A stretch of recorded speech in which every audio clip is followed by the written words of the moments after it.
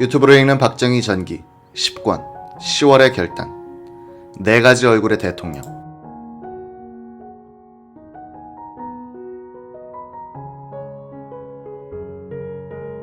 최근 기자는 박정희 대통령 재임 시절 청와대 비서실에서 매일 기록했던 대통령 면담 일지를 입수했다. 대통령의 면담, 회의, 행사 참여 기록인데 박 대통령 재임 18년을 연구하는 데 1차적 자료일 것이다. 시간대별로 적혀있는 이 일지를 읽어보면 현대사의 비밀들이 많이 풀리기도 한다. 예컨대 1972년 10월 10일 오후 청와대 서도실에서는 박 대통령 주재하에 임시회의라는 게 열렸다. 오후 2시부터 7시 15분까지 5시간 15분이나 걸린 이 회의의 참석자는 쟁쟁하다. 박 대통령 이외에 김종필 국무총리, 정일권 공화당 의장, 이후락 정보부장, 신직수 법무부 장관, 김정년 비서실장, 최기화 특별보좌관, 류혁인 정무비서관. 이들은 유신 선포에 따른 준비회의를 한 것이다.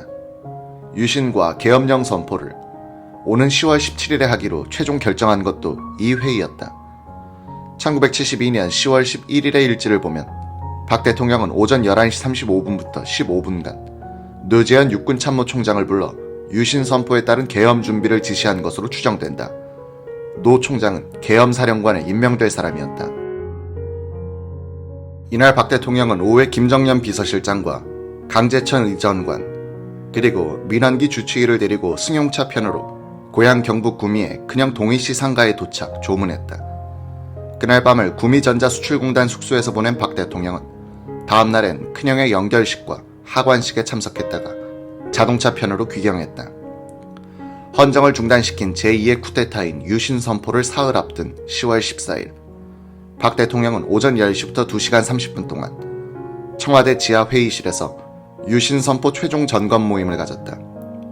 참석자는 박 대통령 이외에 김종필 국무총리, 이후락 정보부장, 정일권 공화당 의장, 김용식 외무장관, 유재흥 국방장관, 최기화 외교특별보좌관, 서종철 안보특별보좌관, 김정년 비서실장, 노재현 육군참모총장이었다.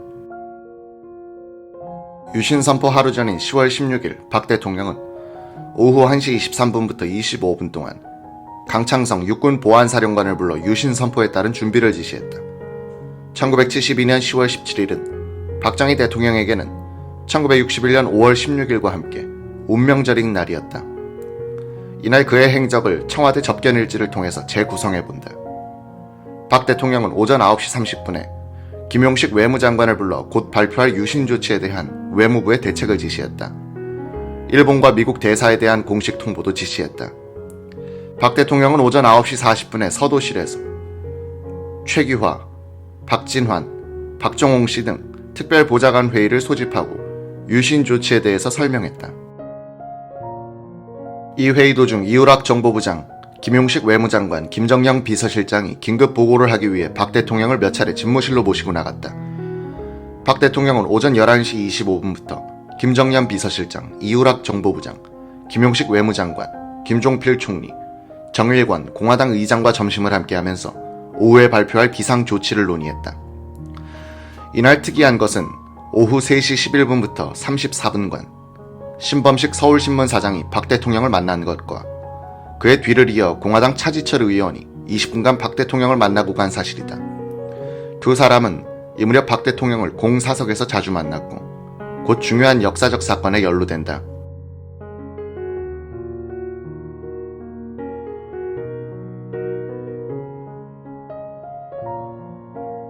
박 대통령은 오후 4시 4분부터 백두진 국회의장, 민복희 대법원장을 초치하여 유신 선포에 대하여 통보했다.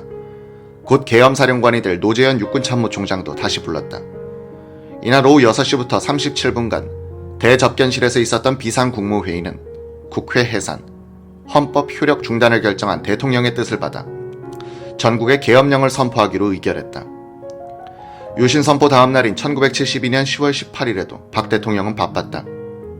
전날 국회를 해산하고 헌정을 중단시킨 뒤 전국 비상계엄령을 선포함으로써 5.16에 이어 제2의 쿠데타를 감행한 그는 11년 전 한강을 건너온 기분으로 임했다. 비상사태 선포를 전후하여 박 대통령을 만난 사람들은 찬바람이 돌 정도로 결의에 차 있던 박 대통령이 야전 사령관처럼 보였다고 기억한다. 박 대통령은 대충 4가지 얼굴을 갖고 있었다. 국가 경영자, 즉 CEO로서의 얼굴, 교사로서의 얼굴, 전략가로서의 얼굴, 그리고 권력자로서의 얼굴이 그것이었다. CEO 박정희는 치밀한 사람이고, 교사로서의 박정희는 엄격하되 자상했고, 전략가로서의 그는 신모 원료의 사색가였으며, 권력자로서의 박 대통령은 내멍하고 냉혹했다. 이에 10월 하순의 박정희는 바로 권력자의 얼굴을 하고 있었다. 10월 18일 아침 박 대통령은 유신 헌법을 연구하고 있었던 헌법학 회장 한태현 교수를 불러 20분간 의견을 들었다. 오전 10시 5분부터 1시간 20분 동안 그는 중앙대책협의회의를 소접견실에서 주재했다. 이 자리에는 당시 한국의 국가 핵심 지도부가 전원 참석했다. 김종필 국무총리, 정일권 공화당 의장, 김용식 외무장관, 김현옥 내무장관, 신직수 법무장관, 유재흥 국방장관, 민관식 문교장관, 윤주영 문공장관, 이우락 정보부장, 이민우 계엄부사령관, 김정연 비서실장, 박종규 경호실장, 홍성철 정무수석, 김성진 공보수석, 김시진 민정수석. 유신 쿠데타의 사령관은 박 대통령, 작전참모는 이우락 부장이었고 사령부는 정보부였다. 이때의 정보부는 정부 위에 군림하고 있던 권력자 박정희의 채찍이요 고삐였다. 정보부의 힘은 박 대통령의 신임과 대통령에 대한 부장의 접근권에서 나오고 있었다.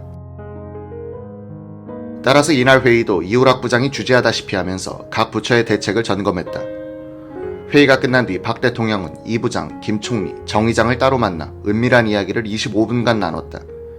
김 비서실장의 배석도 허용되지 않았다.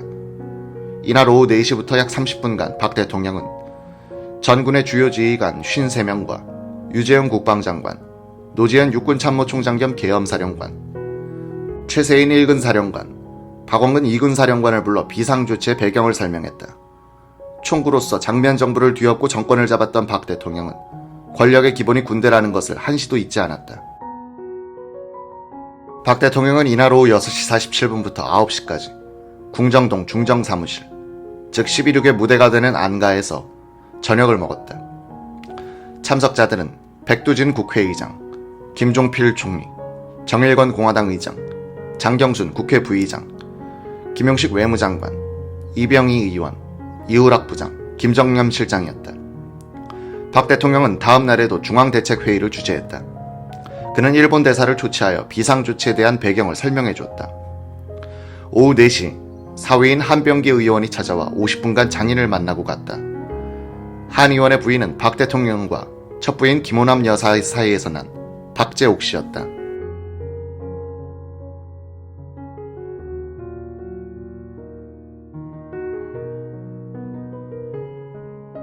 유신 선포 나흘째인 10월 20일 박 대통령은 중앙대책회의를 주재한 뒤에 언론계 인사들을 불러 비상조치에 대한 이해를 구했다.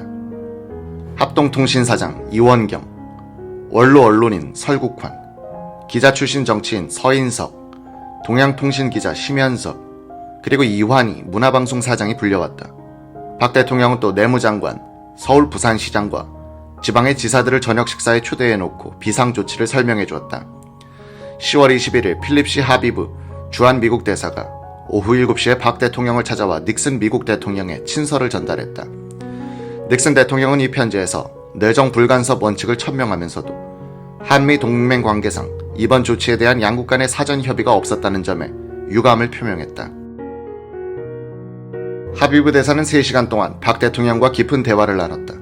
김정연 비서실장과 조상호 의전 수석이 배석했다. 10월 22일 박 대통령은 김종필 총리를 불러 미국 대사가 전해준 닉슨의 친서에 대한 답신에 관해 논의했다. 이 자리에서 김 총리가 금명간 워싱턴을 방문하여 닉슨 대통령에게 박 대통령의 친서를 전하고 유신에 대한 설명을 하기로 결정했다. 이날 박 대통령은 군부의 두 실세인 윤필용 수경사령관과 강창성 육군보안사령관을 불러 약 4시간 요담했다. 수도방위를 책임진 윤 장군과 군부의 동향을 감시하는 것이 임무인 강 장군은 육사 8기 동기였으나 직무상 상호 감시 견제해야 하는 처지였다. 박 대통령이 유신 선포 넉 달 전인 6월에 서종철 육군 참모총장 후임에 노재현 대장을 임명하였을 때 이우락 부장, 유재영 국방장관에게 이 인사를 보면 각하께서 조만간에 계엄령을 펴실 것입니다 라고 이야기했다. 유 장관은 서 총장 후임에 한신 대장을 박 대통령에게 추천하고 있었다. 박 대통령의 반응도 호의적이었다. 이 부장도 한 대장을 밀었다. 6.25 전쟁의 영웅인 한신 대장은 깨끗하고 강직한 성품으로 해서 군에서 가장 신망이 높았다. 박 대통령은 유신 선포에 따른 계엄령을 펼 경우 한신 대장이 계엄사령관이 되는 것은 부담스럽다고 판단한 듯하다. 계엄령을 펴면 사령관에게 권력이 집중되어 대통령 다음 가는 강자가 된다. 만약 그 계엄사령관이 한신처럼 정치를 싫어하고 쿠데타를 반대하는 원칙주의자라면 대통령으로서는 불안해진다. 박 대통령은 군인으로서는 한신을 높게 평가했으나 계엄사령관으로서는 거북했다. 박 대통령은 그래서 부담이 적은 노재현 장군을 육군 참모총장으로, 한신 대장을 지휘병력이 없는 합참의장으로 임명한 것이다. 박 대통령은 수줍어하고 겸손한 사람이었지만 권력 관리에 관한 한 어떤 도전이나 위험도 허용하지 않았다. 권력을 관리하는 측근들, 적 정보부장, 수경사령관, 보안사령관, 군 요직 인사들에게 박 대통령은 존경의 대상이라기보다는 공포의 대상이었다.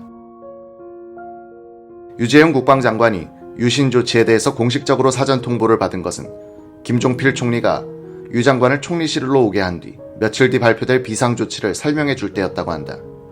김 총리는 유 장관에게 동의 여부를 물었다. 유 장관은 북한과 대화하는 체제를 정비해야 한다고 말했다.